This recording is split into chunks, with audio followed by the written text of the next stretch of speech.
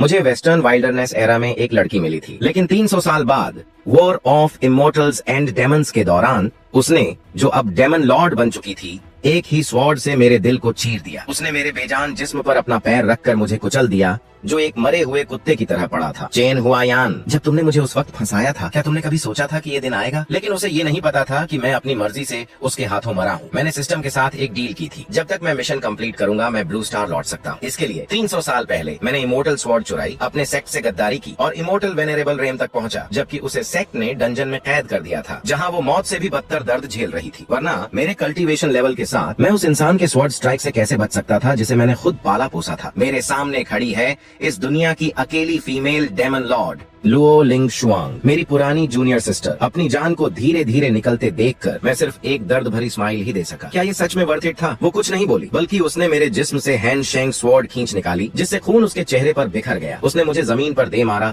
और गुस्से से मेरी तरफ देखने लगी। वो आंखें, जो कभी एक साफ झरने की तरह थी, अब बिल्कुल बर्फ की तरह ठंडी और पत्थरीली लग रही थी। लेकिन उस बर्फ की गहराई में एक हल्की सी कंपाहट थी जो मुश्किल से दिख रही थी। चेन हुआयान, क्या तुम कुछ और कहना चाहते हो? मैंने अपना मुंह खोला, लेकिन वो खून से भरा था। सिस्टम मिशन के मुताबिक मुझे उसके स्वॉर्ड से मरना था, बिना कुछ ऐसा कहे जो उसके दिमाग को हिला दे, वरना मिशन फेल हो जाता और मैं ब्लू स्टार नहीं लौट पाता। इसलिए मैंने चुप रहना ही ठीक समझा। वो नीचे बैठी, उसकी पतली उंगलियों ने मेरी ठुड्डी को पकड़ा। उसने जबरदस्ती मेरा चेहरा अपनी तरफ घुमाया, मुझे अपनी आंखों में देखने पर मजबूर किया। चेन हुआयान, मैं तुमसे आखिरी बार पूछ रही हूँ। उसके चेहरे पर जान लेने का गुस्सा था, लेकिन उसकी आवाज कांप रही थी। तुम सच में कुछ नहीं कहना चाहते? बेशक मुझे पता था कि वो क्या सुनना चाहती है। वो मुझसे सॉरी सुनना चाहती है। ये सुनना चाहती है कि मेरा वो बेट्रेयल गलत था। मुझसे खुद सुनना चाहती है कि उन सभी सालों में मेरी फीलिंग्स सच्ची थी। वो वॉर्मत झूठी नहीं थी। उसे मौत के दलदल से निकालना किसी और फायदे के लिए नहीं थी। मैंने उसकी आंखों में देखा। मेरे होठों पर ऐसी स्माइल आई जो रोने से भी ज्यादा दर्दनाक थी, और फिर एक लंबी खामोशी छा गई। उसने काफी देर इंतजार किया और आखिरी में उसका एक्सप्रेशन बिल्कुल ठंडा पड़ गया। ठीक है, जब तुम नहीं बोलोगे तो कभी मत बोलो। मैंने स्वॉर्ड की नोक पर अपना खून देखा और ऐसा लगा जैसे वक्त पीछे घूम रहा हो। वो स्नो डिजास्टर का दौर था। पहाड़ कांप रहे थे, नदियां सूख चुकी थी। इस लंबी ठंड में अनगिनत लो लेवल कल्टीवेटर्स और आम लोग ठंड से मर गए थे। सड़क के किनारे हर जगह जमी हुई लाशें पड़ी थी। इस तबाही के सामने कोई खुद को नहीं बचा सकता था। उस वक्त मुझे इस दुनिया में आए हुए 3 दिन से भी कम समय हुआ था। सिस्टम के गाइडेंस को फॉलो करते हुए मुझे गाँव की सड़क के किनारे एक टूटी फूटी झोपड़ी मिली। जैसे ही मैंने दरवाजा धकेला, मैंने उसे देखा। एक छोटी सी बच्ची जो कोने में दुबकी हुई थी, एक फटे हुए टाट में लिपटी हुई। वो इतनी छोटी थी, इतनी छोटी कि मैं उसे एक हाथ से आराम से उठा सकता था। उसका जिस्म जख्मों और ठंड के निशानों से भरा था और उसकी सांसें इतनी कमजोर थीं कि मैं मुश्किल से फील कर पा रहा था। जब मैं घुटनों के बल बैठा और उसे अपनी गोद में उठाया तो वो एक सूखे पत्ते की तरह हल्की लगी। डरो मत, मैं तुम्हें यहाँ से ले जा रहा हूँ। उस छोटी बच्ची ने कोई रिएक्शन नहीं दिया, लेकिन जैसे ही मैंने उसे उठाया, उसके हाथ ने इंस्टिंक्टिवली मेरे कपड़ों का कोना पकड़ लिया। उसने इतनी जोर से पकड़ा जैसे कोई डूबता हुआ इंसान आखिरी तिनके का सहारा लेता है। बाद में मुझे उसके बैकग्राउंड के बारे में पता चला। उसका नाम लो लिंग शुआंग था। वो बिना माँ के पैदा हुई थी और गांव वालों ने उसे भगा दिया था। एक 5 साल की बच्ची इस लॉर वर्ल्ड में, जो कल्टीवेशन वर्ल्ड से भी ज्यादा क्रूएल था, हर रोज खाने के लिए जंगली कुत्तों से लड़ती थी और सड़क के किनारे घास फूस के ढेर पर सोती थी। मुझे नहीं पता वो मेरे आने तक कैसे जिंदा रही। शायद खुदा उसे और तड़पाना चाहता था। उसे सपोर्ट करने के लिए मैं हुआनतियान सेक्ट में एक आउटर सेक्ट सर्वेंट के रूप में काम करने लगा। झाड़ू लगाना, लकड़ी काटना, स्पिरिट स्टोन और उठाना, अल्केमी फर्नेस साफ करना, स्पिरिट बीस्ट्स को खिलाना, हर तरह का काम किया। दिन में 12 घंटे सोने के अलावा मैं पूरा दिन काम करता था। सैलरी बहुत कम थी, बस थोड़ा अनाज और कपड़ा खरीदने के लायक। लेकिन लो लिंग शुआंग बड़ी हुई, 5 से 10 साल की हुई और फिर 10 से 15 एक खूबसूरत लड़की बन गई। वो बहुत टैलेंटेड थी, मुझसे कहीं ज्यादा बेहतर। मुझे एक एल्डर ने चुना और मैं सर्वेंट से आउटर डिसाइपल बना और फिर 10 साल बाद इनर सेक्ट में एंटर किया। वो भी मेरे पीछे पीछे हुआनतियान सेक्ट में आई और मेरी जूनियर सिस्टर बन गई। वो दिन मेरी 300 साल की जिंदगी के सबसे हसीन दिन थे। जैसे ही हैंडशेंग स्वॉर्ड नीचे आई, मैं वापस रियलिटी में लौट आया। लेकिन आखिरी मोमेंट पर मैंने एक चीज नोटिस की। उसका हाथ जो स्वॉर्ड पकड़े था वो कांप रहा था। जिस पल हैंडशेंग स्वॉर्ड ने मेरे जिस्म को चीर किया, उसकी आंखें पल भर के लिए खाली सी हो गईं। लेकिन अगले ही पल उनमें वापस वही गुस्सा आ गया। मेरा जिस्म गायब होने लगा। इस खून से सन्ने बैटलफील्ड पर मेरे पीछे सिर्फ राइटियस सेना की चीखें रह गई थीं, जिसे डेमोनिक कल्टीवेटर्स काट रहे थे। अपनी आखिरी सांस लेने से पहले मैंने जो आखिरी चीज देखी वो उसकी पीठ थी, बिल्कुल अकेली, ठीक मेरी जूनियर सिस्टर की तरह, जो 300 साल पहले हानशाओ पीक पर पूरे दिन और रात मेरा इंतजार कर रही थी। आई एम सॉरी, मैं आखिरी में ये 3 शब्द नहीं कह सका। वक्त 300 साल पीछे जाता है। हुआनतियान सेक्ट के इनर सेक्ट में मेरे तीसरे साल में। उस वक्त मेरा cultivation late golden core stage तक पहुंच चुका था, जो मेरे साथियों में काफी बेहतर माना जाता था। लो लिंग शुआंग तो मुझसे भी तेज थी। उसने सेक्ट में लेट एंटर किया, पर उसका टैलेंट सबसे आगे था। बस कुछ ही सालों में वो गोल्डन कोर स्टेज के पीक पर पहुंच गई थी और नेसेंट सोल स्टेज में ब्रेक थ्रू करने के साइंस दिख रहे थे। सेक्ट में सभी कहते थे कि वो 100 सालों में एक बार पैदा होने वाली जीनियस है। मैं अंदर ही अंदर खुश था। भले ही बाहर से मैं एक सीनियर ब्रदर की तरह सीरियस बनता था, पर दिल में मुझे बहुत प्राउड फील होता था। ये वही छोटी बच्ची है जिसे मैंने पाला था। उस दौरान लो लिंगशुआंग को सेक्ट के ट्रेजर पेवेलियन के गार्ड्स में से एक बनाया गया, जो सेक्ट का उस पर ट्रस्ट और उसकी इंपॉर्टेंस को दिखाता था। तभी एक नया मिशन मिला। मिशन कंटेंट: हुआनतियान सेक्ट का सुप्रीम ट्रेजर स्टील करो। Feather immortal sword. Mission description: demonic forces के साथ हाथ मिलाओ, हंगामा खड़ा करो और इमोर्टल स्वॉर्ड चुराओ, जो होस्ट के आगे के कल्टीवेशन के लिए बहुत जरूरी है। रिवॉर्ड: नेसेंट सोल स्टेज के पीक पर इंस्टेंटली पहुंचो। बस इमोर्टल लेवल कल्टीवेशन टेक्निक हुन तियान जुए। पनिशमेंट: मना करने पर आप कभी भी ब्लू स्टार नहीं लौट पाएंगे। क्या मजाक चल रहा है? मैं हुआन तियान सेक्ट का इनर डिसाइपल हूँ, लो लिंगशुआंग का सीनियर ब्रदर। तुम चाहते हो कि मैं गद्दार बनूं? सिस्टम, मैं रिफ्यूज करता हूँ। मना करने पर आप परमानेंटली इसी ट्रांसमाइग्रेटेड स्टेट में फंस जाएंगे और ब्लू स्टार लौटने की कोई पॉसिबिलिटी नहीं होगी। होस्ट के लिए रिमाइंडर: आपकी गार्डियन MS जियांग यिक्स्यू आपके गुमशुदा होने की वजह से बेहद परेशान है और हर जगह मिसिंग पर्सन नोटिसेस लगा रही है। उसने मेरे दिमाग में एक इमेज प्रोजेक्ट की। मेरी आंट सड़क पर खड़ी थी। उनका चेहरा आंसुओं से भरा और थका हुआ था। उनके हाथ में मेरे फोटो वाली मिसिंग पर्सन नोटिसेस का ढेर था। वो ठंड और बर्फ के बीच एक एक करके उन्हें लगा रही थी। उनके हाथ ठंड से लाल पड़ चुके थे और वो रो रही थी। उस मोमेंट पर मैं बिल्कुल सुन्न पड़ गया। मेरी आंट ही मेरी अकेली रिलेटिव है। वो मुझसे 10 साल से भी कम बड़ी हैं, पर मेरे पेरेंट्स की कार एक्सीडेंट में मौत के बाद उन्होंने मुझे अकेले पाला पोसा। उन्होंने कभी शादी नहीं की और उनका अपना कोई बच्चा नहीं था। उन्होंने अपना पूरा दिल और जान मुझ पर न्यौछावर कर दिया। उन्होंने मेरी एजुकेशन के लिए 2-2 नौकरियां की, मेरे कपड़े धोए, मेरे लिए खाना बनाया और जब मैं बीमार होता तो पूरी रात मेरे सिरहाने बैठी रहती थी। वो मेरी माँ नहीं है, पर उन्होंने एक माँ से भी ज्यादा किया और मैं इस अजीब जगह पर ट्रांसपोर्ट हो गया जहाँ तब से कई दशक गुजर चुके हैं। भले ही अर्थ पर वक्त की स्पीड यहाँ से अलग हो, पर सिस्टम के मुताबिक अर्थ पर भी काफी वक्त बीत चुका था। मेरी आंट को लगता होगा कि मैं मर चुका हूँ। वो सोचती होंगी कि उनका अकेला रिलेटिव इस दुनिया से गायब हो गया है। मैंने अपनी आंखें बंद की, मेरा खून खौल रहा था। काफी देर बाद मैंने आंखें खोली और मिशन एक्सेप्ट कर लिया, पर मैंने कभी नहीं सोचा था कि ये फैसला लो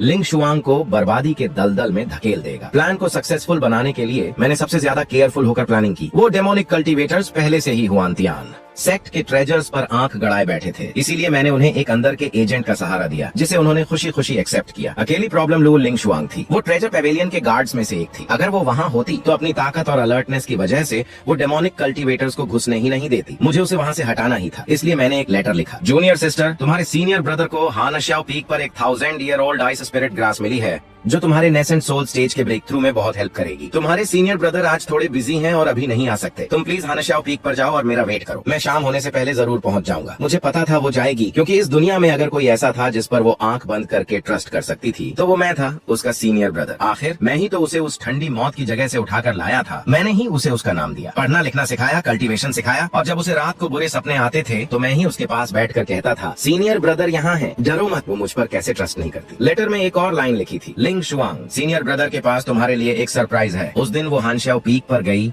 और वही लाइट ब्लू ड्रेस पहनी जो मैंने उसे पहले दी थी। वो उस ड्रेस को तभी पहनती थी जब वो सबसे खुश होती थी, लेकिन उसने पीक पर पूरे दिन वेट किया, सुबह से शाम तक, जब तक ठंडी हवाएं और बर्फ चलने लगी और आसमान काला पड़ गया। वो अपने प्यारे सीनियर ब्रदर से नहीं मिली, बल्कि उसे सेक्ट का लॉ एनफोर्समेंट एल्डर मिला और साथ में ये खबर आई: चैन हुआयान ने सेक्ट का ट्रेजर फेदर इमोर्टल स्वॉर्ड चुराने के लिए डेमोनिक पाथ के साथ दोस्ती की है, ताकि वो हुआनतियान सेक्ट से भाग सके। लुओ लिंगशुआंग, ट्रेजर पेवेलियन के गार्ड के रूप में तुम पर इस गद्दारी में शामिल होने का शक है। लुओ लिंगशुआंग और चेन हुआयान का गहरा रिलेशन है। वो जरूर पहले से मिले हुए होंगे। उसकी इस ठंडी नेचर पर मत जाओ। हो सकता है उनका पहले से अफेयर चल रहा हो। लोगों की बातें बहुत पावर रखती हैं। उसने चाहे जितना एक्सप्लेन किया, किसी ने उस पर ट्रस्ट नहीं किया। सभी ने उसे ट्रेटर कहा और सेक्ट ने उसे कैद करके बेहद दुखदायक टॉर्चर किया। यहाँ तक कि उसकी सोल को एक्सट्रैक्ट करने और बोन्स निकालने की कोशिश की गई। उस अंधेरी और गीली डंजन में उसकी हड्डियां तोड़ दी गई, उसे पॉइजन पीने पर मजबूर किया गया और फॉरबिडन टेक्निक्स से उसकी सोल की तलाश ली गई। फिर भी वो अपने सीनियर ब्रदर पर ट्रस्ट करती रही। टॉर्चर की उन रातों में वो कितना चाहती थी कि वो इंसान उसे बचाने आए जिसे वो अपनी रोशनी मानती थी, लेकिन आखिर में कोई उसे बचाने नहीं आया। जबकि मैं, जो इस सब का जिम्मेदार था, हजारों मील दूर था, उस फेदर्ड इमोर्टल स्वॉर्ड का यूज करके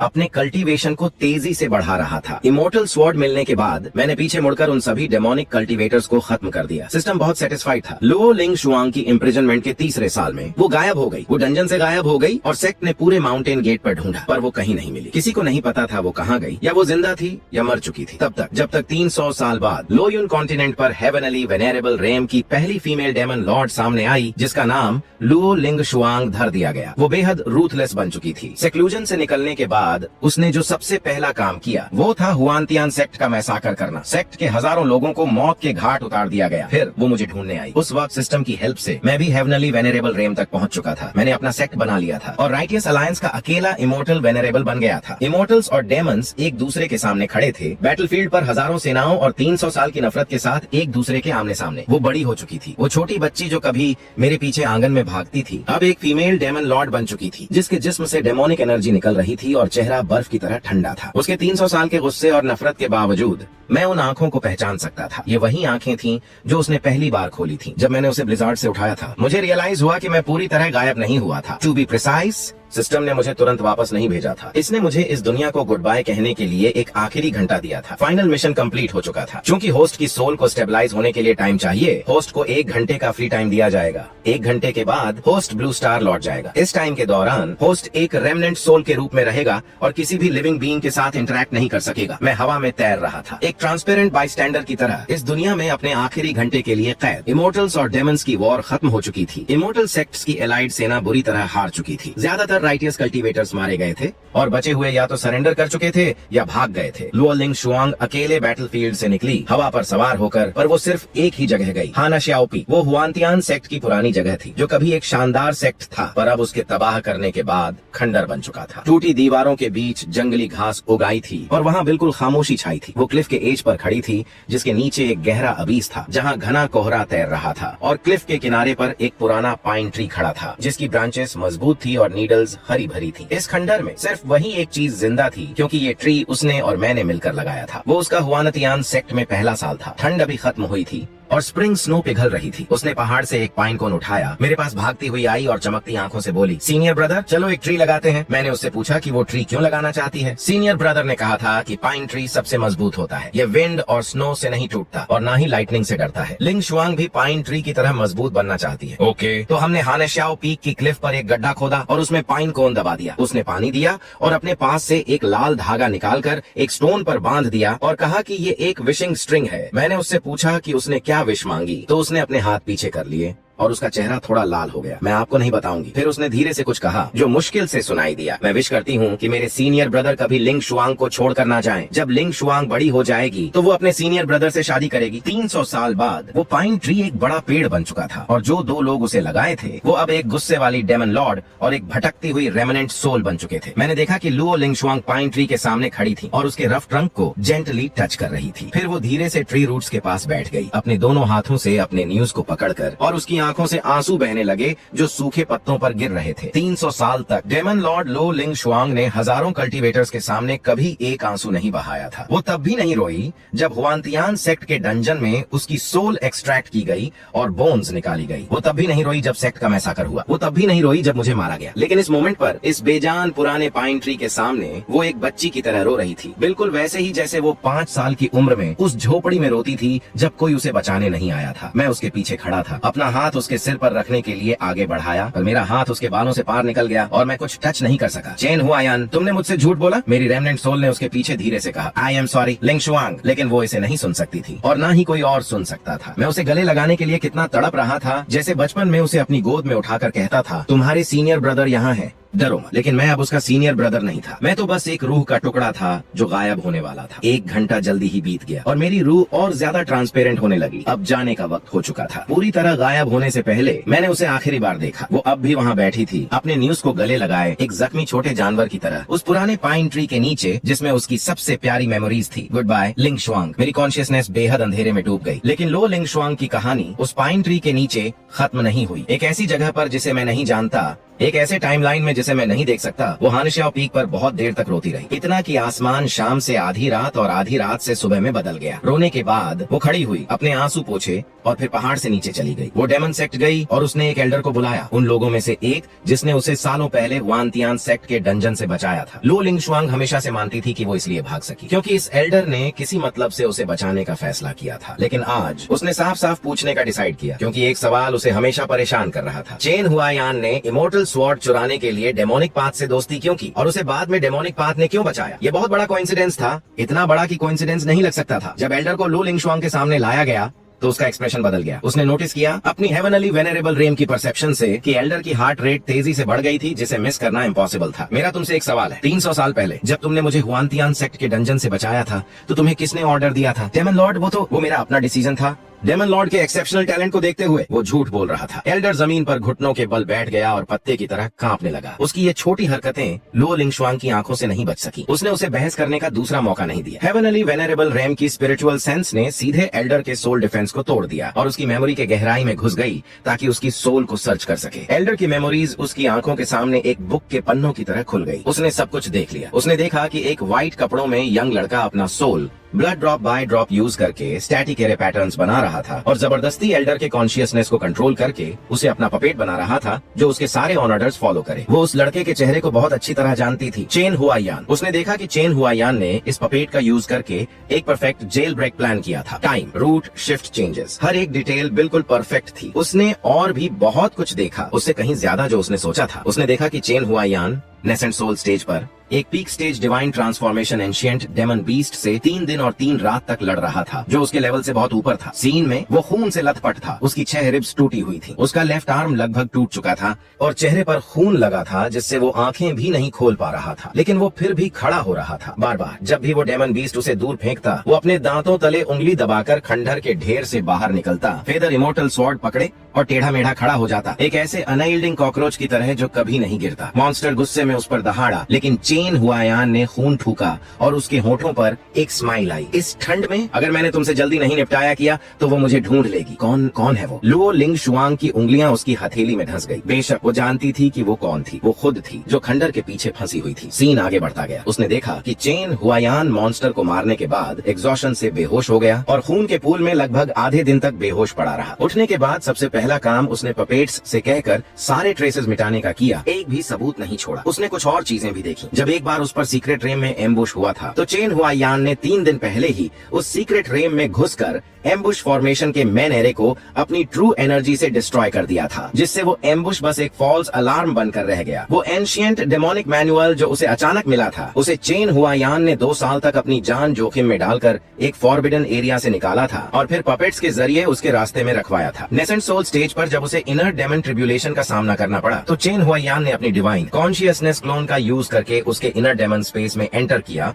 और उस फेटल ब्लो से उसे बचाया। इसकी कीमत ये थी कि उसकी अपनी प्रिमोर्डियल स्पिरिट पर गहरे क्रैक्स आ गए और वो लगभग वहीं मर गया। एक के बाद एक सीन, 300 साल तक, पूरे 300 साल तक उसने अंधेरे में उसकी हिफाजत की थी। हर बार जब उसे लगता था कि ये उसकी किस्मत थी, हर बार जब उसे लगता था कि ये उसकी अपनी मेहनत का फल था, हर बार जब उसे लगता था कि फेट उस पर मेहरबान था, वो सब चेन हुआयान ही था। जिस इंसान से वो 300 साल तक नफरत करती रही, जिसे उसने अपने हाथों से मारने की कसम खाई थी, वही उसके रास्ते को अपने खून और जान से साफ कर रहा था। ऐसी जगह जहाँ वो उसे देख भी नहीं सकती थी। लू लिंगशुआंग एल्डर की सोल मेमोरीज से बाहर आई। उसकी आंखें धुंधली हो गईं और उसके आंसू रुकने का नाम नहीं ले रहे थे। सीन अभी खत्म नहीं हुआ था। आखिरी सीन में उसने फिर से इमोर्टल्स और डेमन्स की आखिरी फाइट देखी। उसने देखा कि उसकी अपनी हेट गिविंग स्वॉर्ड ने चेन हुआयान के चेस्ट को चीर दिया था। दोनों हेवनली वेनेरेबल रेम पर थे। चेन हुआयान की ताकत के साथ वो उस स्वॉर्ड स्ट्राइक को आराम से रोक सकता था, लेकिन वो पीछे नहीं हटा। ऐसा लगा जैसे वो खुद ही उसके आगे आ गया हो। यहाँ तक कि जब स्वॉर्ड उसके जिस्म के पार गई, उसने साफ देखा कि उसके होठों पर एक स्माइल थी। वो स्माइल कोई मजाक या दर्द की नहीं थी, बल्कि रिलीफ की थी। ऐसे जैसे उसने कोई बहुत भारी बोझ उतार दिया हो, जैसे वो कह रहा हो, चलो आखिरकार ये खत्म हुआ। लू लिंगशुआंग का जिस्म जमीन पर घुटनों के बल गिर गया, जैसे किसी ने पपेट की स्ट्रिंग्स काट दी हो। उसने अपने दोनों हाथों से अपना चेहरा ढक लिया। उसके नेल्स स्किन में धंस गए और उंगलियों से खून टपकने लगा, लेकिन उसे कोई पेन फील नहीं हो रहा था, क्योंकि उसके दिल का दर्द बाकी सारे दर्द से कहीं ज्यादा था। कांपते हुए उसने अपने स्टोरेज बैग से कुछ निकाला। फेदर इमोर्टल स्वॉर्ड, ये वही ट्रॉफी थी जो उसने चेन हुआयान से ली थी। चेन हुआयान के गायब होने के बाद स्वॉर्ड बैटलफील्ड पर गिर गई थी और उसने उसे रिट्रीव कर लिया था। उसने पहले सोचा था कि ये स्वॉर्ड बस एक वेपन है, बिट्रेयल का सिंबल है, पर अब उसे पता चला कि स्वॉर्ड पर से रेस्ट्रिक्शन हट चुकी थी, क्योंकि रेस्ट्रिक्शन लगाने वाला अब जिंदा नहीं था। जब रेस्ट्रिक्शन चली गई तो स्वॉर्ड स्पिरिट से एक हल्की सी आवाज आई, बिल्कुल ठंडी हवा में बुझते हुए दी की तरह, लेकिन उसने इसे साफ सुना। वेल डन जूनियर सिस्टर, ये तुम्हारे सीनियर ब्रदर की किस्मत थी। वो चेन हुआयान की आवाज थी, भारी और कमजोर, पर वही पुरानी जेंटलनेस के साथ। सीनियर ब्रदर जा रहा है एक बहुत बहुत दूर की जगह पर। मेरे जाने के बाद अपना ध्यान रखना, तुम्हें आगे का रास्ता अकेले चलना होगा। आई एम सॉरी लिंग शुआंग, मैंने तुम्हें बहुत तकलीफ दी। आवाज धीरे धीरे बंद हो गई और स्वॉर्ड स्पिरिट फिर से खामोश हो गई। लो लिंग शुआंग जमीन पर बैठ गई, फेदर इमोर्टल स्वॉर्ड को अपने हाथों में लेकर जैसे वो दुनिया की सबसे कीमती चीज हो। वो रोई, उसका पूरा जिस्म कांप रहा था, उसके शोल्डर्स हिल रहे थे और वो रोने लगी। 300 साल तक उसने एक अपॉलॉजी का वेट किया था और आखिरकार उसने वो सुन लिया, लेकिन कहने वाला अब वहाँ नहीं था। सीनियर ब्रदर, आपने मुझे पहले क्यों नहीं बताया? लिंग शुआंग को सॉरी नहीं चाहिए, लिंग शुआंग को अपने सीनियर ब्रदर चाहिए। वापस आ जाओ, प्लीज वापस आ जाओ। लेकिन किसी ने जवाब नहीं दिया। खंडर के ऊपर ठंडी हवा चलती रही और पुराने पाइन ट्री की ब्रांचेस हवा में हिलती रही, जैसे किसी की तरफ से कह रही हो, डरो मत, मत रो लिंग शुआंग। इसी मोमेंट पर मैंने अचानक अपनी आंखें खोली और मेरे सामने एक अंधेरी सीलिंग थी। मेरा जिस्म इतना भारी था जैसे लीड से भरा हो। मैंने सबकॉन्शियसली अपने अंदर स्पिरिचुअल पावर फील करने की कोशिश की और मेरा डेंटियन बिल्कुल खाली था और मेरी मेरिडियंस एक सूखी हुई नदी की तरह थी। मुझे स्पिरिचुअल पावर का एक छोटा सा सिग्नल भी नहीं मिला। मैं फिर से एक आम मॉर्टल बन चुका था। लेकिन मैंने अपनी बॉडी को हिलाने की कोशिश की और पाया कि भले ही मेरा कल्टीवेशन चला गया था, पर मेरी मसल्स की स्ट्रेंथ और मेरी बोन्स की हार्डनेस अभी भी वैसी ही थी और मेरा फिजिकल ट्रेनिंग फाउंडेशन बचा हुआ था। 300 साल के कल्टीवेशन से जो बॉडी स्ट्रांग हुई थी वो पूरी तरह गायब नहीं हुई थी। सबसे अजीब बात ये थी कि मैं थोड़ा बहुत फील कर सकता था कि ब्लू स्टार पर भी फॉलिंग क्लाउड कॉन्टिनेंट जैसी स्पिरिचुअल एनर्जी थी, भले ही वो बहुत कमजोर थी। मैं बेड से उतरा और लगभग गिरने लगा। जो कुछ भी मुझे दिख रहा था वो बहुत अजीब और अनरियल लग रहा था। ये एक रेंटेड रूम था, लगभग 10 स्क्वायर मीटर्स का, पर ये वो रूम नहीं था जिसे मैं जानता था। वॉल पर पिंक ग्राफिटी थी, टेबल पर स्किन केयर प्रोडक्ट्स की एक रो थी और पिंक शीट्स और ब्लैंकेट्स थे। विंडो सिल पर एक टेडी बेयर भी रखा था। ये किसी लड़की का रूम था। मेरा वो रेंटेड रूम जहाँ मैं ट्रांसमाइग्रेशन से पहले रहता था अब मेरा नहीं रहा। लैंडलॉर्ड ने शायद पिछले 3 सालों में किसी और को रेंट पर दे दिया था। विंडो से बाहर देखने पर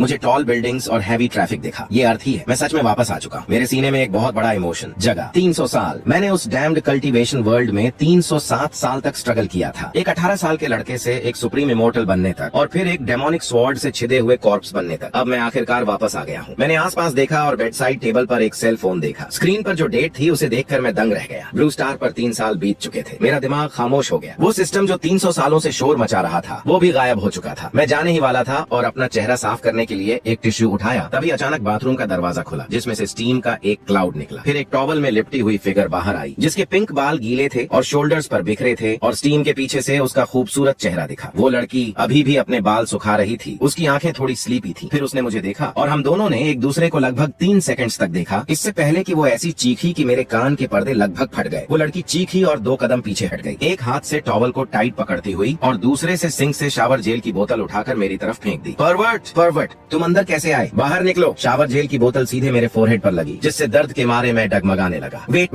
मैं कोई परवर्ट नहीं हूँ, मैं एक्सप्लेन कर सकता हूँ। मैं पुलिस को कॉल कर रही हूँ। वो सच में अपना फोन निकालकर डायल करने लगी। तभी हमने पड़ोसी को दरवाजा खटखटाते सुना। अंदर क्या चल रहा है? क्या हम पुलिस को कॉल करें? खत्म, मैं अब इसे एक्सप्लेन नहीं कर सकता। अगर मैं थोड़ा भी रुका तो मुझे सच में परवर्ट समझकर अरेस्ट कर लिया जाएगा। मैंने पीछे मुड़कर विंडो को पुश किया और बाहर जंप लगा दी। ये 3rd फ्लोर था, लगभग 8-9 मीटर ऊपर। किसी आम इंसान के लिए ये जंप फेटल या क्रिपलिंग हो सकती थी, लेकिन मैंने देखा कि जब मैं लैंड हुआ तो मेरे न्यूज थोड़े बेंट हुए और मेरे पैर बिना किसी ट्रेमर के जमीन पर टाइट खड़े थे। बिल्कुल, मेरा फिजिकल ट्रेनिंग फाउंडेशन अभी भी वहाँ था। हेवनली वेनेरेबल रेम पर 300 साल की टेम्परिंग बेकार नहीं गई थी। मैंने पीछे मुड़कर नहीं देखा और जितना तेज हो सके उतना तेज भागा। हवा मेरे चेहरे पर लग रही थी। इसमें कार एग्जॉस्ट और सिटी डस्ट की स्मेल थी जो सिर्फ अर्थ पर मिलती है, अनप्लीजेंट पर बहुत फैमिलियर। लगभग 10 मिनट्स तक भागने के बाद जब श्योर हो गया कि कोई पीछे नहीं है, मैं रुका, आगे झुककर सांस लेने लगा। सड़क के किनारे लगे बिलबोर्ड्स पर ऐसी न्यूज चल रही थी जो मुझे समझ नहीं आ रही थी। सड़क पर लोग जल्दी जल्दी चल रहे थे। सभी के चेहरे पर टेंशन और डर दिख रहा था। ये नॉर्मल नहीं था। मुझे याद है ये सड़क पहले लोगों से भरी रहती थी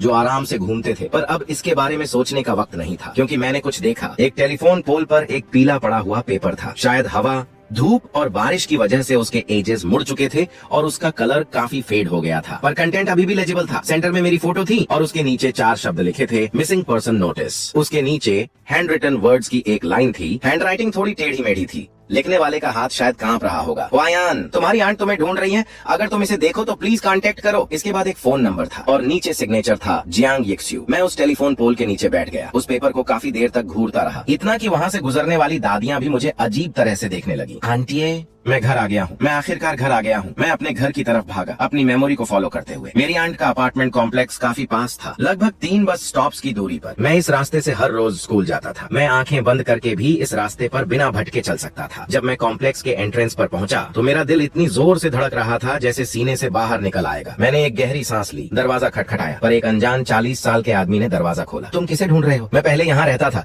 यहाँ पहले रहने वाले कहाँ गए? एक वुमन, लगभग 30 साल की। ओह, तुम पिछले टेनेंट की बात कर रहे हो? वो काफी पहले यहाँ से चली गई, लगभग 2 साल पहले। मैं बाद में यहाँ शिफ्ट हुआ। क्या आपको पता है वो कहाँ गई है? नहीं, मैंने लैंडलॉर्ड के साथ कॉन्ट्रैक्ट साइन किया था और मैं पिछले टेनेंट से कभी नहीं मिला। दरवाजा बंद हो गया और मैं उस हॉलवे में काफी देर तक हैरान खड़ा रहा। डरो मत, अभी भी एक फोन नंबर है जो मिसिंग पर्सन नोटिस पर लिखा था। मैं वापस उस टेनेंट के दरवाजे पर गया और फिर से नॉक किया। अब क्या है? आदमी के चेहरे पर गुस्सा और इम्पेशंस था। एक्सक्यूज मी, क्या मैं आपका फोन 1 मिनट के लिए बोरो कर सकता हूँ? बस एक कॉल करनी है, जल्दी हो जाएगी। आदमी ने थोड़ा हेसिटेट किया, शायद ये देखकर कि मैं एंग्शियस लग रहा हूँ और कोई बुरा इंसान नहीं हूँ। फिर भी उसने फोन दे दिया। मैंने नंबर डायल किया। The number you dialled is out of service. मैंने फिर से डायल किया। The number you dialled is out of service. मैं परेशान हो गया। मैं पुलिस स्टेशन जाने ही वाला था ताकि उनका household registration transfer record check कर सकूं। मुझे उनकी आइडेंटिटी इन्फॉर्मेशन से उनके नए एड्रेस का पता चल जाना चाहिए था, लेकिन मैं अभी आधे रास्ते ही पहुंचा था कि आसमान का रंग बदल गया। ये ऐसा बदलाव नहीं था जो क्लाउडी डे पर होता है, बल्कि आसमान में अचानक एक अजीब ब्लैक मिस्ट दिखने लगा जो नीले आसमान पर इंक की तरह बहुत तेजी से फैल रहा था। उसके तुरंत बाद सड़क पर लोग चिल्लाने लगे और इधर उधर भागने लगे। एक मॉन्स्टर आ रहा है, भागो, ये एक और स्पेशल रिफ्ट है, सबवे स्टेशन की तरफ भागो, अंडरग्राउंड सेफ है। मैं सड़क पर खड़ा हो गया, अपने आसपास के लोगों को डर के मारे भागते हुए देखने लगा। भीड़ पूरी तरह से पैनिक में थी। एक डेमोनिक बीस्ट, एक स्पेशल रिफ्ट, ये ब्लू स्टार है। ब्लू स्टार पर डेमोनिक बीस्ट कब से आने लगे, लेकिन अगले ही सेकंड में समझ गया। उस ब्लैक मिस्ट में एक रिफ्ट खुला। भले ही वो ज्यादा बड़ा नहीं था, पर एक टाइगर जैसा डेमोनिक बीस्ट जो लगभग 2 मंजिल ऊंचा था, उसमें से बाहर निकलने के लिए काफी था। उसका जिस्म jet black armour like scales से ढका था। उसकी आंखें एक अजीब ग्रीन लाइट से चमक रही थीं और उसके बड़े फैंग्स से थिक ब्लड टपक रहा था। मैंने उसकी स्पिरिचुअल एनर्जी फ्लक्चुएशंस को सेंस किया। गोल्डन कोर स्टेज से नीचे, ये शायद फाउंडेशन एस्टेब्लिशमेंट स्टेज के पीक पर था, पर ब्लू स्टार के आम लोगों के लिए ये एक एपोकैलिप्टिक मॉन्स्टर था। वो भागती हुई भीड़ पर झपट पड़ा। उसी पल मैंने 3 यंग लोगों को देखा, 2 लड़के और एक लड़की, शायद अपने अर्ली 20s में, जो सबसे स्लो भाग रहे थे। उनके पास पीछे मुड़कर देखने का भी वक्त नहीं था। उस टाइगर लाइक मॉन्स्टर के बड़े क्लॉज नीचे आए, एक ब्लड मिस्ट ब्लास्ट हुआ और वो 3 यंग लाइव्स मेरी आंखों के सामने गायब हो गई। पीछे उनकी हड्डियां तक नहीं बची। मैंने अपनी मुट्ठी बनाई, अपने अंदर की स्पिरिचुअल एनर्जी को इकट्ठा करने की कोशिश की, पर वहाँ कुछ नहीं था। मैं कति रिफाइनिंग स्टेज के थ्रेसा होल्ड को भी टच नहीं कर सकता था, पर उन तीनों की वो कांपने वाली हालत मेरी आंखों के सामने थी। जल्द ही मेरी बारी आने वाली थी, पर कल्टीवेशन लेवल की परवाह कौन करता है। मैं कभी एक सेलेस्टियल वेनेरेबल था। मैं आगे बढ़ा। मेरे 300 साल के फाइटिंग इंस्टिंक्ट ने मुझे हवा में उछाल दिया। मैंने उस बीस्ट के नेक के साइड में एक जोर का पंच मारा। एक भारी थुड़ की आवाज आई। पंच के रिकॉइल से मेरा हाथ झटके के साथ सुन्न हो गया, लेकिन वो बीस्ट मेरे पंच से सच में 2 कदम पीछे हट गया। उसने एक डिफाइंड रोर निकाली। उसकी ग्रीन आंखें मुझ पर टिक गईं, जैसे उसे बिलीव नहीं हो रहा था कि एक आम मोर्टल उसे हिला सकता है। मैं भी थोड़ा सरप्राइज्ड था। भले ही मेरे पास कोई कल्टीवेशन नहीं था, पर इस बॉडी की ताकत मेरी एक्सपेक्टेशन से बहुत ज्यादा थी। भले ही इनहेरिटेड बॉडी रिफाइनमेंट 1/10 से भी कम बचा था, पर हेवनली वेनेरेबल रेम कोई मजाक नहीं था। डेमोनिक बीस्ट ने फिर से अटैक किया। मैं एक तरफ हटा और रोड साइड बिल्डिंग के रुइंस से एक बाहर निकली हुई स्टील बार को पकड़ लिया। ये लगभग 1.2 मीटर्स लंबी थी और मेरे आर्म जितनी मोटी थी। मैंने उसे एक ही झटके में बाहर खींच लिया। भले ही मेरे पास इन्फ्यूज करने के लिए कोई स्पिरिचुअल पावर नहीं थी, पर मेरे पास कुछ और था। सोल पावर स्पिरिचुअल पावर से अलग होती है। सोल पावर प्रिमोर्डियल स्पिरिट लेवल की पावर होती है। भले ही मेरा कल्टीवेशन 0 हो चुका था, पर हेवनली वेनेरेबल रेम का प्रिमोर्डियल स्पिरिट फ्रेमवर्क अभी भी वहाँ था और सोल पावर के रेमनेंट्स अभी भी थे। मैंने बची हुई सोल पावर को स्टील बार में इंजेक्ट किया और एक आम बिल्डिंग का कचरा मेरे हाथ में सिल्वर लाइट से चमकने वाला एक वेपन बन गया। डेमोनिक बीस्ट ने डेंजर को सेंस किया और गुस्से में दहाड़ा, लेकिन जैसे ही मैं आगे बढ़ने वाला था, पीछे से तेज हवा चलने की आवाज आई। सभी यूनिट से एक फॉर्मेशन बनाए, टैक्टिकल एनसर्कलमेंट नंबर 3। मुझे देखकर सरप्राइज हुआ कि उनके पास सच में थोड़ी स्पिरिचुअल एनर्जी थी, शायद फाउंडेशन एस्टेब्लिशमेंट लेवल की। जो सबसे आगे थी, उसके पिंक बाल एक हाई पोनीटेल में बंधे थे। उसने एक टैक्टिकल यूनिफॉर्म पहना था। उसका खूबसूरत चेहरा बेहद सीरियस और फ्यूरियस दिख रहा था। वो सच में वही लड़की थी जिससे मैं रेंटेड रूम में मिला था। नहीं, इस मोमेंट पर वो एक चीता की तरह लग रही थी जो किसी भी पल अपने दुश्मन को फाड़ सकती है। उसके हाथों में एक फेंट पर्पल स्पिरिचुअल एनर्जी ग्लो कर रही थी, जो शो कर रही थी कि उसका कल्टीवेशन फाउंडेशन एस्टेब्लिशमेंट लेवल के पीक पर था। हमें इस बीस्ट को यहीं रोकना होगा। कॉमरेड्स, सिटीजन्स की लाइव्स हम पर डिपेंड करती हैं। उसके कमांड पर 1 डजन से ज्यादा ब्लैक यूनिफॉर्म वाले लोगों ने एक साथ अपनी स्पिरिचुअल पावर रिलीज की, जिससे एक नेट बन गया जिसने उस टाइगर लाइक मॉन्स्टर को सेंटर में ट्रैप कर लिया। एक टफ फाइट के बाद कुछ लोग जख्मी हुए, कुछ पीछे गिरे, पर आखिरकार उस लड़की के कमांड के अंदर मॉन्स्टर मारा गया। मॉन्स्टर की लाश जमीन पर गिर गई, जिससे डस्ट का एक क्लाउड उठा। लड़की जोर जोर से सांस ले रही थी। उसका फोरहेड स्वेट से कवर था। फिर सीन को क्लीन करते वक्त उसने मुझे भीड़ में देखा, जबकि मेरे हाथ में अभी भी वो चमकती हुई स्टील बार थी। हमारी आंखें मिली, उसका चेहरा व्हाइट से रेड हुआ और फिर वापस व्हाइट हो गया। शायद उसे याद आ गया था कि एक स्ट्रेंज मैन ने उसे तब देखा था जब वो अभी अभी बाथरूम से नेकेड निकली थी। बिना एक भी वर्ड बोले वो मेरी तरफ भागी और उसने मेरा कॉलर पकड़ लिया। इसे ले जाओ, कार में डालो। वेट, मैं एक्सप्लेन कर सकता हूँ, फालतू की बातें बंद करो, चलो। और इस तरह मुझे एक ब्लैक वैन में धकेल दिया गया। मुझे उनसे पता चला कि ये ग्रुप चिकन डेमन ब्यूरो से बिलोंग करता है, जो चाइनीज गवर्नमेंट की बनाई हुई एक ऑर्गेनाइजेशन थी। 3 साल पहले जिस मोमेंट पर मैं लोयन कॉन्टिनेंट पर ट्रांसमाइग्रेट हुआ था, ब्लू स्टार पर अचानक स्पिरिचुअल एनर्जी रिवाइवल शुरू हो गया और आने वाले मंथ्स में स्पिरिचुअल एनर्जी की कंसंट्रेशन हजारों गुना बढ़ गई। कुछ लोगों ने अपनी स्पिरिचुअल पावर अवेकन की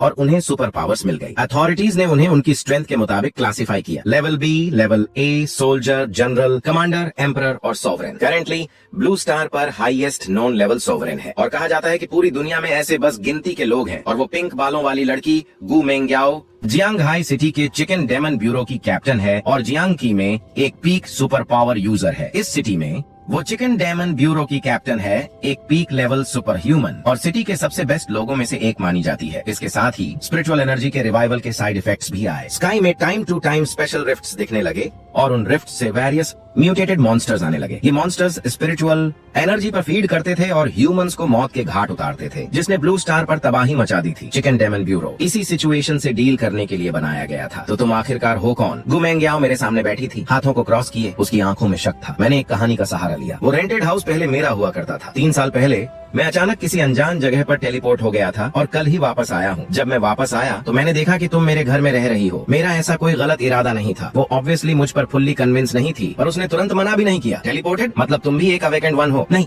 मेरे पास कोई सुपर नेचुरल एनर्जी फ्लक्चुएशंस नहीं है। ये सच है, मेरे पास इस वक्त कोई स्पिरिचुअल पावर नहीं है। तो तुम उस मॉन्स्टर के सामने कैसे बच गए? वो तो एक कमांडर लेवल मॉन्स्टर के बराबर का मॉन्स्टर था। शायद मेरी फिजिकल कंडीशन अच्छी है इसलिए। गु मेंग्याओ ने थोड़ी देर मुझे घूरा। उसका इंट्यूशन कह रहा था कि ये आदमी सिंपल नहीं है, पर उसे मेरे अंदर कोई super natural energy fluctuations detect नहीं हो रही थी। आखिरकार उसने आगे सवाल नहीं पूछा। ठीक है, मैं अभी इस मैटर पर बात नहीं करूंगी, पर तुमने अभी कहा कि तुम्हारा अपनी फैमिली से कांटेक्ट टूट चुका है। हाँ, मेरी आंट जिनका नाम जियांग येक्स्यू है, वो 3 साल पहले साउथ ऑफ द सिटी की एक पुरानी कम्युनिटी में रहती थी, पर वो अब कहीं और शिफ्ट हो चुकी है और उनका फोन डिस्कनेक्टेड है। क्या आप उन्हें ढूंढने में मेरी हेल्प कर सकती हैं? मैं ट्राई कर सकती हूँ। पिछले कुछ सालों में मॉन्स्टर डिजास्टर्स की वजह से काफी लोग मिसिंग हैं या जख्मी हुए हैं। अथॉरिटीज के पास एक मिसिंग पर्सन सिस्टम है, पर मैं गारंटी नहीं दे सकती कि वो उन्हें ढूंढ पाएंगे या नहीं। Thank you. उसने मेरी तरफ देखा जैसे कुछ कहना चाहती हो, पर आखिरकार उसने बस एक स्नॉट किया और अपना चेहरा विंडो की तरफ घुमा लिया। वो शायद अभी भी उस रेंटेड हाउस वाली बात पर गुस्से में थी। मैंने दिल में उससे साइलेंटली माफी मांगी। मैं थोड़ा सरप्राइज था कि गु मेंग्याओ ने अथॉरिटीज को मेरी रिपोर्ट नहीं की। बाद में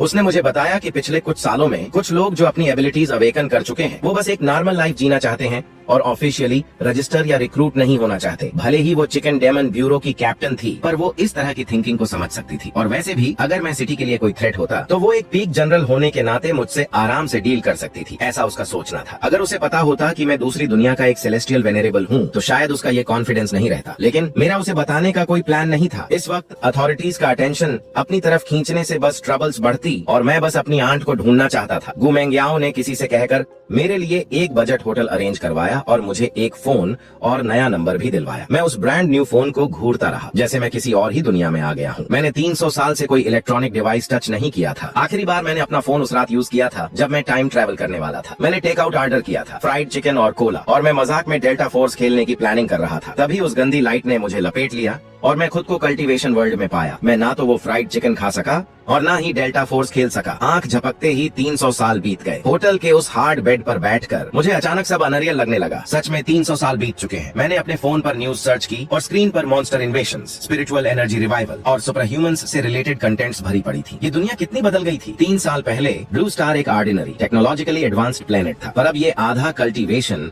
और आधा एपोकैलिप्टिक वर्ल्ड का एक अजीब मिक्सचर बन चुका था। मैंने अपना फोन बंद किया, लेट गया और दिन भर थका होने की वजह से एक गहरी नींद में सो गया। उस मोमेंट पर मुझे ऐसा लगा जैसे मैं कोई ख्वाब देख रहा हूँ जिसमें मैंने लो लिंगशुआंग को देखा। वो एक ऊंची माउंटेन पीक पर खड़ी थी, डेमन रेम के समिट पर, जो उसकी पावर का सेंटर था, उस एम्पायर की पिनाइकल जिसे उसने हाथों से बनाया था। रात बिल्कुल काली थी, मिल्की वे चमक रही थी, पर स्टार लाइट उसके सफेद बालों पर रिफ्लेक्ट हो रही थी, जिससे उसका चेहरा और सफेद लग रहा था। वो वहाँ अकेली खड़ी थी, बिना किसी सेना के, बिना सर्वेंट्स के, बिना किसी चीज के। मैंने उसके हाथ में एक चीज नोटिस की, फेदर इमोर्टल स्वॉर्ड। उसने स्वॉर्ड को जोर से पकड़ा था, जैसे किसी तरह की जिद को पकड़ रखा हो। फिर उसने अपना सिर नीचे किया और उसके आंसू एक एक करके गिरने लगे, जैसे वो धीरे से कुछ कह रही हो। मेरे फोन की रिंग बजी, जिससे मेरी नींद टूट गई। गुमेंग्याओ की आवाज आई, चेन हुआयान। उसकी आवाज थोड़ी अजीब लग रही थी, रुक रुक कर, जैसे वो अपने शब्दों को बहुत ध्यान से चुन रही हो। मिल गई, हाँ मिल गई। सुजो पर 1 साल पहले बहुत सारे मॉन्स्टर्स ने अटैक किया था और पूरी सिटी तबाह हो गई। सुजो को इस वक्त अथॉरिटीज ने S level restricted area declare किया है। पूरी सिटी बड़े मॉन्स्टर्स से भरी पड़ी है, कम्युनिकेशंस कट है और किसी सर्वाइवर का कोई सिग्नल नहीं मिला है। क्या वो जिंदा है? अभी उनका कोई सिग्नल नहीं है। क्या वो जिंदा है? करेंटली उनकी मौत का कोई कंफर्म रिकॉर्ड नहीं है और न ही जिंदा होने का कोई सबूत है।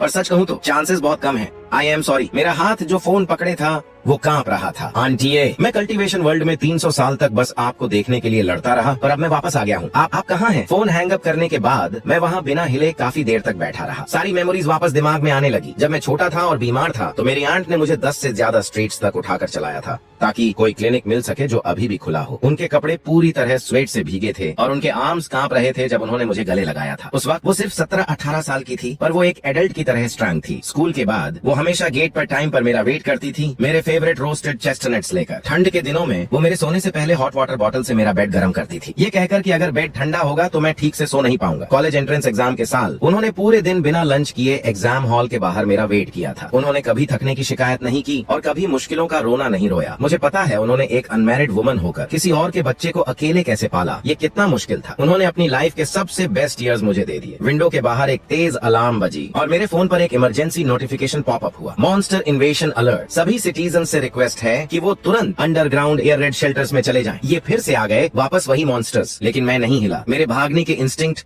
मेरे दिमाग के जजमेंट और मेरी सर्वाइवल की डिजायर पर एक बहुत ही पुराना और गुस्से से भरा इमोशन हावी हो गया, गुस्सा। 300 साल तक मैंने हर तरह की तकलीफ झेली, हर रास्ता अपनाया, सभी से गद्दारी की, बस वापस आने के लिए। पर जब मैं वापस आया तो मेरी फैमिली चली गई थी, मेरा घर चला गया था, सब कुछ खत्म हो गया था, बस मॉन्स्टर्स और खंडर बचे थे। मैं खड़ा हुआ और विंडो की तरफ गया। एक ठंडी हवा अंदर आई जिसमें दूर से एक्सप्लोशंस और लोगों के चिल्लाने की आवाज आ रही थी। जमीन नीचे लगभग 20 मीटर्स थी और होटल काफी ऊपर फ्लोर पर था। मैं विंडो सिल पर खड़ा हो गया। नीचे खौफनाक सड़क थी जहां मॉन्स्टर्स लोगों का पीछा कर रहे थे। पर ठीक उसी मोमेंट पर मुझे अपने अंदर कुछ अजीब फील हुआ। मेरे अंदर कुछ उठ रहा था, जैसे कोई नदी जो काफी वक्त से जमी हुई थी अब पिघलना शुरू हो गई हो। एक पतली सी thread like spiritual energy automatically आसमान और जमीन से मेरे जिस्म में आने लगी। मेरे डेंटियन में उस सूखी हुई नदी के ढेर पर एक हल्की सी रोशनी चमकी, ज्यादा नहीं पर वो सच में वहाँ थी। मेरा कल्टीवेशन लेवल अब कहीं रिफाइनिंग स्टेज पर पहुंच चुका था और मुझे कल्टीवेट करते हुए बस 1 दिन हुआ था। कल जब मैं वापस आया था तो मेरी बॉडी एक मोर्टल स्टेट में थी, पर आज इसने ऑटोमेटिकली स्पिरिचुअल एनर्जी अब्सॉर्ब करना शुरू कर दिया, जैसे मेरा पुराना कल्टीवेशन धीरे धीरे वापस आ रहा हो। सेलेस्टियल वेनेरेबल रेम का डेंटियन कंटेनर अभी भी वहाँ था। पुराना कल्टीवेशन, पाथ और इंटेंट की अंडरस्टैंडिंग भी वही थी। अब बस डेंटियन को फिर से भरने की बात थी और इसकी स्पीड आम लोगों से कहीं ज्यादा तेज थी। भले ही कई रिफाइनिंग स्टेज की स्पिरिचुअल पावर बहुत कम थी, पर मेरे 300 साल के इंटेंट और कल्टीवेशन मेथड के साथ मिलकर ये काफी थी। मैंने 10th फ्लोर से जंप लगा दी और जैसे ही मैं लैंड हुआ स्पिरिचुअल पावर ने मेरे पैरों में रोटेट होकर इम्पैक्ट को खत्म कर दिया। मेरे सामने डेमोनिक बीस्ट्स का एक ग्रुप था जो सिटीजन्स का पीछा कर रहा था। Dozens of grey wolf shaped demonic beasts.